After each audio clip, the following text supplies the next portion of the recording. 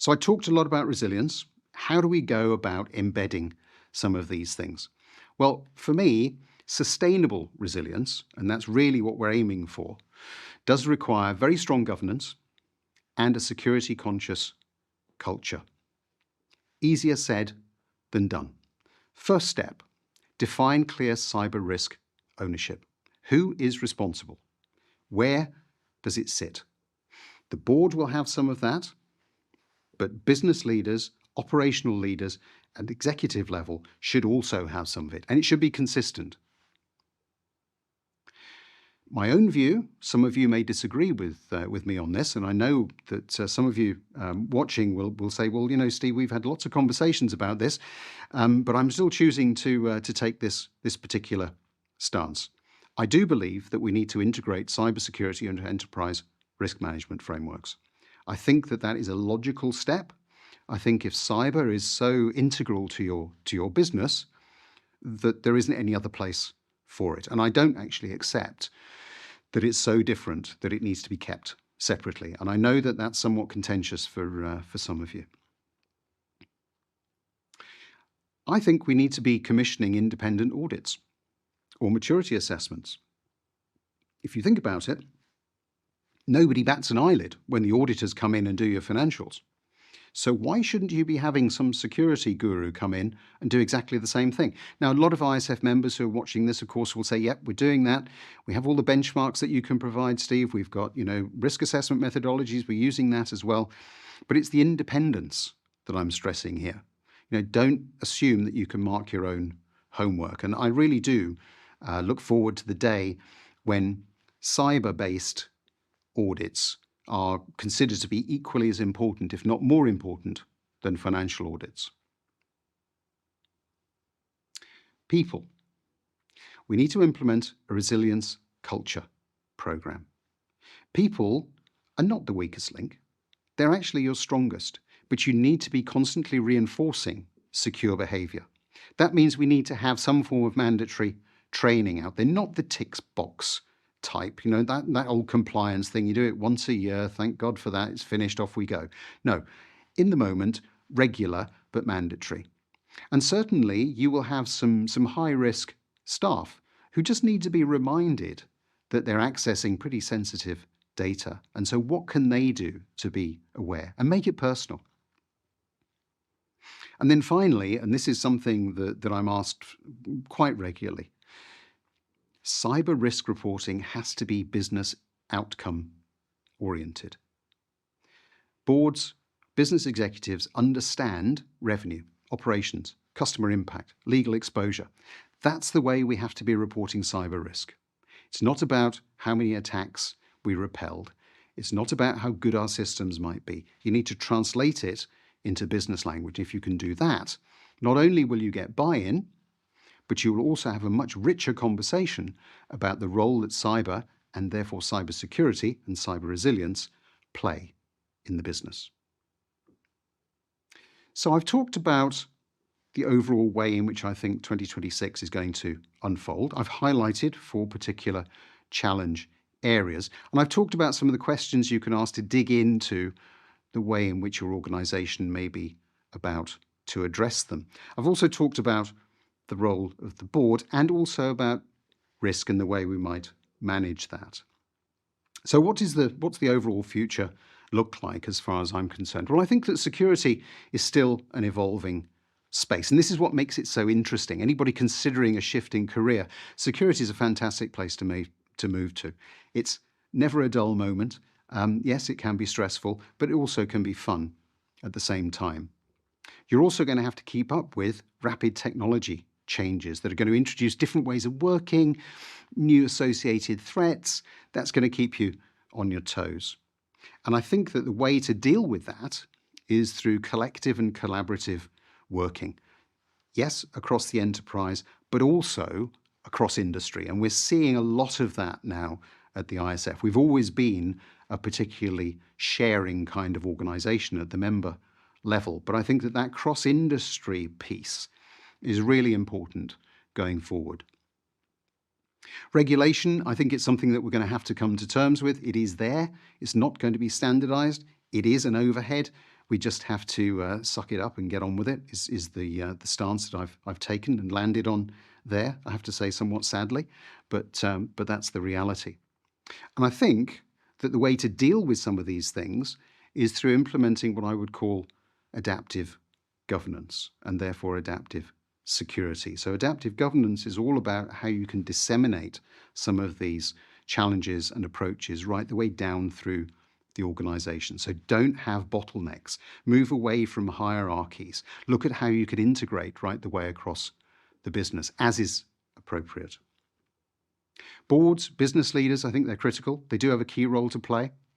And I think, the bottom line is that irrespective of what threats and challenges are out there, security will continue to need to support all elements of technology rollout, including AI. And that's what makes it such a fascinating, vibrant, and interesting space to be working in. So thank you very much indeed for listening to that.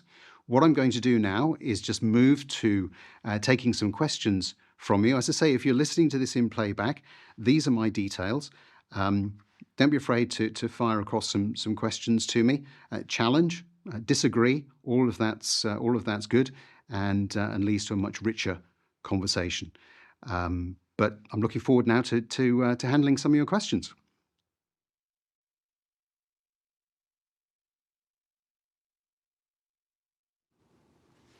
Okay, so I see I've got a lot of questions that have come in here already. I'm going to try and do them in the order of the threats that we spoke about. If I can manage that, it means I'm probably going to do some jiggling around, but never mind. We'll go with it. So first one that's come in here. This is on AI and emerging technologies. This is all the way from Canada. It must be quite early in the morning there, but thank you for joining me. Very nice to have you. This question is, you spoke about AI-powered adversarial threats, but what can we do from a security perspective about our own business demanding various new AI-powered tools to be implemented at pace? Really good question, that, because that's a very, very practical challenge that I think we're all facing. I would say that a couple of things. I think what you have to have in place, and I'm making an assumption here, I'm assuming that you've got your AI governance, your AI process, your AI policies all up to date, so that you know exactly what you have to do in order to make sure that an AI-powered tool is business ready. Now, if you haven't, then that's the starting point. You must have agreement from the very top of the organization on how you are going to manage data that's being fed into your AI engines. That should be reflected in the policies and the processes that you have. If you're an ISF member, then you will know that we produced quite a lot of information on that some months ago. So Lee Munson is the person for you to talk to. He's based in London. Lee'd be very happy to talk about some of those things. And of course, we've got our new standard of good practice that's coming out in the springtime too, which is also going to have some AI coverage. But to the point, specifically, what can you do? Assuming you've got your policies and your processes in place, I would suggest you have an AI committee that actually approves or otherwise the way in which these tools are then implemented across the business. Why have a committee? Because that way you can pull in representatives from different parts. You can have security, you can have IT, you can have legal, and people from the mainline businesses. Everybody makes a decision based on very well-defined criteria, no comeback on any individual, and either it's approved or it isn't. So quite a lot of work to do in terms of the setup, but I know people that have done that, and they're also exceptionally busy. So do plan for it being a bit of a bumpy ride in the early days whilst you implement some of those things, because as you are finding out, the business is not at all patient when it comes to implementing some of those tools. Okay, second one here on AI, and then I'll move on to something else. This is an interesting one. I think, okay, is the AI bubble going to burst? And what does it mean in terms of security if it does?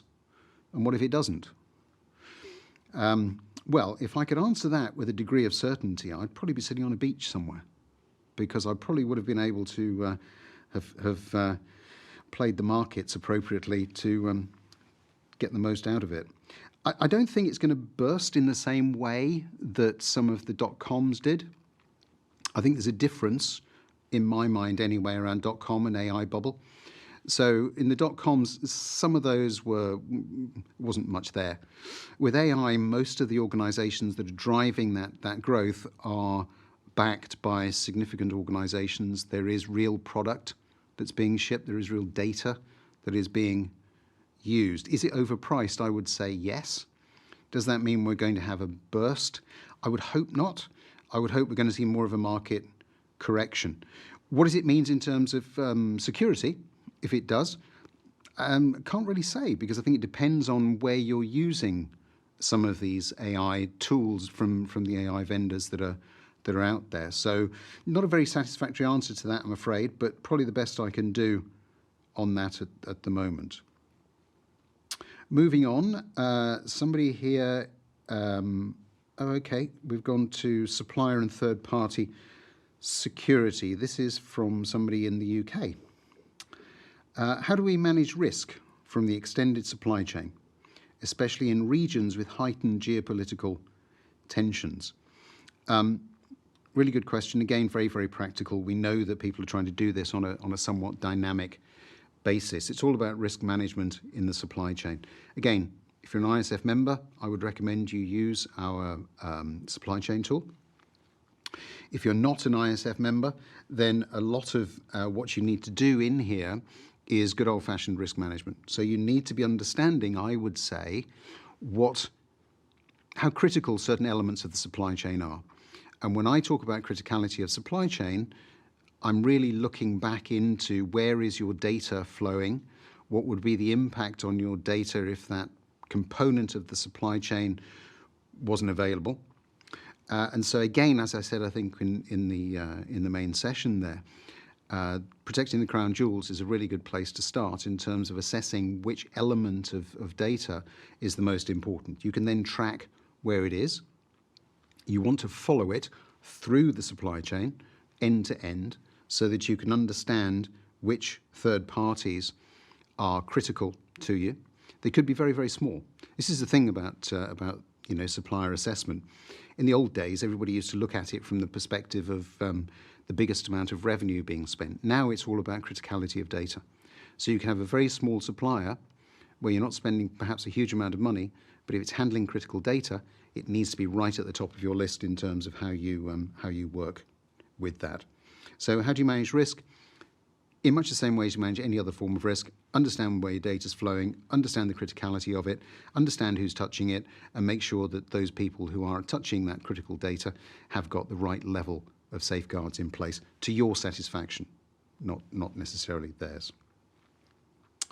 Let's move to nation-state threats and geopolitics. One here from Germany. How are security leaders and executives scenario planning for the onset of tariffs and embargoes similar to what happened in March 2025? Couple of elements to that question. The first is around the scenario planning. We have spent probably a large part of 2025 working with organizations all around the world, just playing out these different scenarios from a business management standpoint, from a security perspective, from a technology standpoint, really trying to make sure that the organization is best equipped to deal with these kinds of what-ifs. So I would recommend that if you aren't already doing that, you feed that into your business continuity planning or your simulation exercises. And the benefit of scenario planning is that you can create a number of different scenarios that are appropriate for your business. There are lots of people out there who can help you do this. I would stay away from the ones that are going cookie cutter, that are just doing standard tabletop. That's not going to help you if you can't put your very specific twist on it. So it's worth spending the time and the money on making sure that you've got the right scenarios the right facilitators, and that you're doing it regularly. So that's what I would say there. Another one in a similar sort of area, more about crime actually. Cybercrime groups are growing in size and capability and gaining more state-level backing. What steps can organisations take to avoid getting caught out by these groups? I'm trying to think of a positive way of putting this. And the reason I'm sort of pausing there is that the piece is, you know, how do you get caught out? How do you avoid getting caught out? For me, that's not what's happening. If you happen to be on a list, if you happen to be an organisation that has something that is exceptionally interesting or useful, then somebody will want that information. Somebody will want that data. What you have to do is make yourself look pretty unattractive. So it is about all of the tedious things that we don't like. It's about patching. It's about making sure that you've got you're making it difficult for people to access your systems. It means that your monitoring is top of its game. You're doing all of the basics in the hope that some of those crime groups will move down the road and look at somebody else.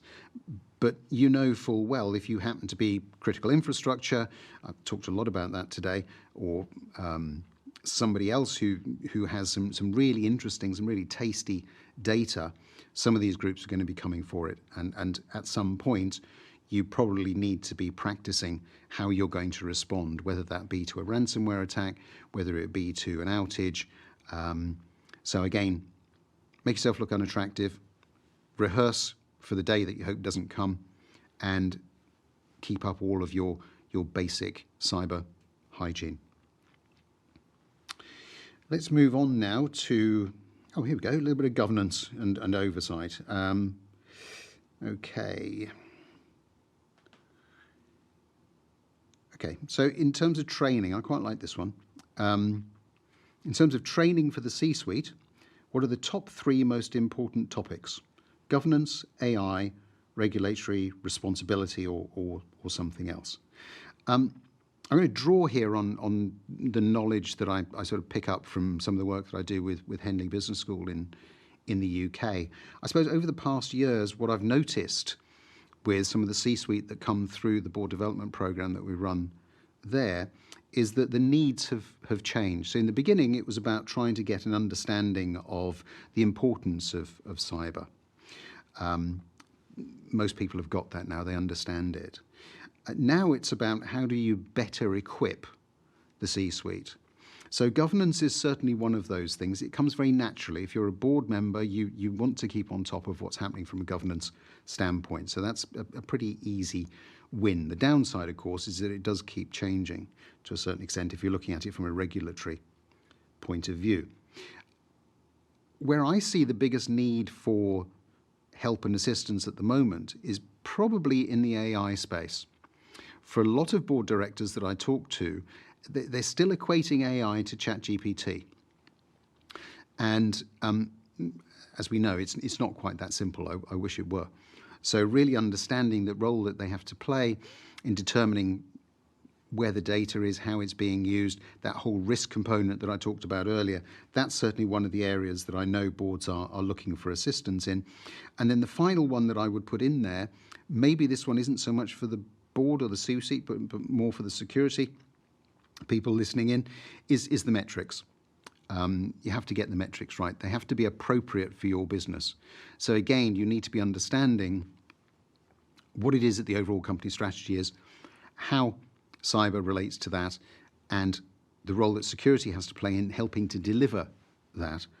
Put metrics around it that are easily to understand from a business standpoint, and then everybody's on the same page. So those would be the areas that I would look at. What else have we got in here? Another one on governance. So bit of a longer one, this one. Leaders are facing even more unpredictable disruptions that have direct impact on business operations and the bottom line, from natural disasters to accidental cloud misconfigurations. How should these risks out of our control be shaping our resilience strategies as we move into next year. The interesting piece in this question for me is the bits that are out of your control. Out of control doesn't mean out of visibility, doesn't mean that you can't understand what some of those risks might be. I think there is a very real need for leaders to try to anticipate some of the unpredictable, which might be a bit of a contradiction in terms there. But this is really linked to that other point I was making about the scenarios.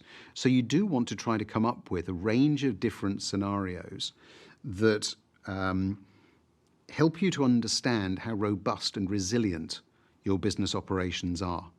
And certainly I know that when we run these things at the ISF, we will very often throw in some complete wild cards just to test leaders and see how they respond. It's all very well, playing it very nicely, but that's not what happens in the real world. When something goes very badly wrong, quite often it's something that you hadn't anticipated. So I would say, again, step up the challenge, the difficulty in the scenarios that you're using there. What else have we got in here? Oh, here we are.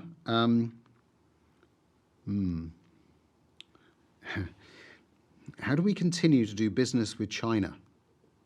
They're a key supplier, but also a clear adversary to the West.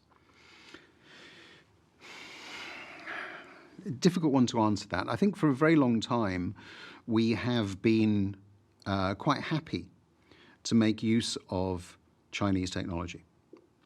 So if you look at most, mobile phones, laptops, whatever it is, cars, doesn't matter, they're all using Chinese componentry. And whilst there may be something of a trend to try to bring some of that back onshore, for instance, in the United States, if you're able to do that, the challenge is that most of those components are out there and will have quite a long life out in the wild anyway. So to a certain extent, the genie is already out of the bottle. But the key piece here for me is all about risk management. So again, it's about looking very hard at what materials, what technology you're using, and how that is interacting or interfacing with your data.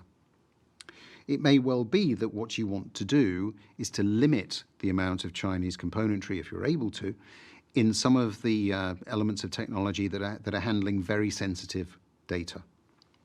But again, and this has been something of a theme of this whole session, hasn't it? We keep coming back to the importance of data and about understanding where that is. It's a bit of a return to the old days of, real information security, which was how do you secure information? How do you secure data? So for me, it's about having a very good understanding of that, understanding what is critical to your business, understanding what you require to have for a minimum viable company, and making sure that that is protected at all costs. And I would simply see China as being another risk that you would put into that overall process as you work through the risk management methodology and approach that you have within your organisation. An interesting one down here. Oh, I like this one. This is, again, quite a long one, but so I'm a long-time listener of your podcasts and regularly read your articles. That's very kind. Podcast is actually entering its 10th year next year, so we've been going at it for quite some while, so very pleased that you're enjoying it. In your recent Security Week article, I noticed a shift in your perspective in the evolving threat landscape. You highlighted the industrialization of cybercrime and the rise of highly bespoke phishing attacks. Could you expand on what's driving these changes and what they mean for organizations preparing for the future? This, I think, if I remember correctly, was really me stepping back and taking a view on the way in which the world had changed. I think that I talk about cybercrime quite a lot. Indeed, if you go back to the very beginning of the podcast, almost 9 years ago now, we did have some cyber criminals that came on, and we did delve into in quite some some detail what they were up to, how they were doing things. And at that point in time, they were very highly organized. They were very collaborative, very cooperative. I think all of those things have stayed the same. I don't think that has changed. I think what has changed is the advent of improved technology that's available to them. So AI being the first thing that comes to mind when I say that. I think as well, crime as a service has developed and evolved even further. The industrialization, the professionalization, if you like, of cybercrime.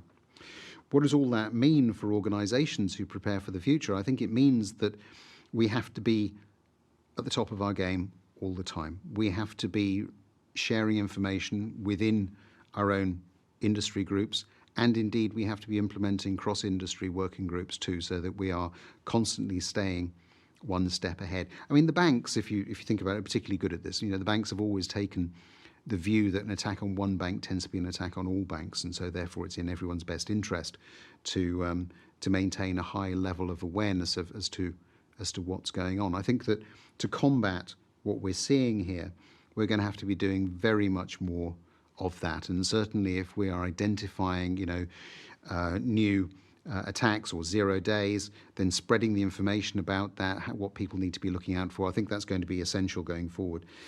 And also, if we're doing something that's particularly good that we find to be working, putting that out and sharing it with our community as well.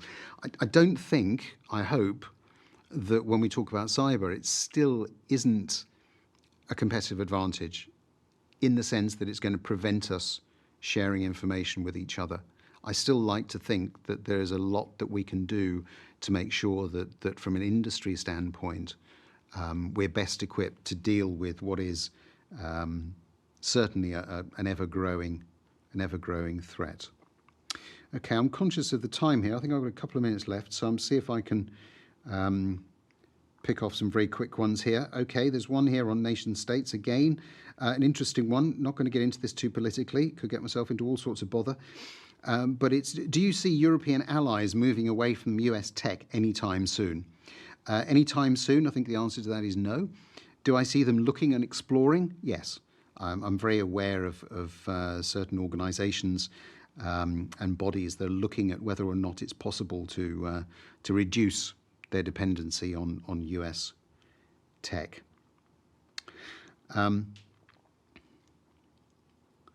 What measures can we put in place to ensure our suppliers and third-party partners meet our security standards? Good question, that. I think that requires a lot more communication. So it is about being really clear as to what it is you're expecting from a security standard perspective. It's about not just setting the bar, it's about helping people to achieve what it is you're expecting them to do. And the really important piece that I would emphasize there is tell them the why. Why do you have to do it? Why is it important? This isn't about people doing, tick boxes. It is about people understanding why it's important and how they can help to maintain integrity and security across the whole supply chain. Right, last one that I've got time for. I think I've got about 30 odd seconds. What are some better reporting metrics to share with the board? You particularly mentioned metrics to be shared in the third party space. Okay, reporting metrics to share with the board. Dead simple. What is important to your business? It will be operational, it will be revenue, it will be customer based. You have to look at the metrics in relation to the strategy that the business is implementing, because that's what the board is really keen on understanding. So map your security metrics to the same metrics that the board is using for the business. And that, I'm afraid, is all I've got time for. If you're listening and you've got other questions, pop them in to me. Thanks very much for watching.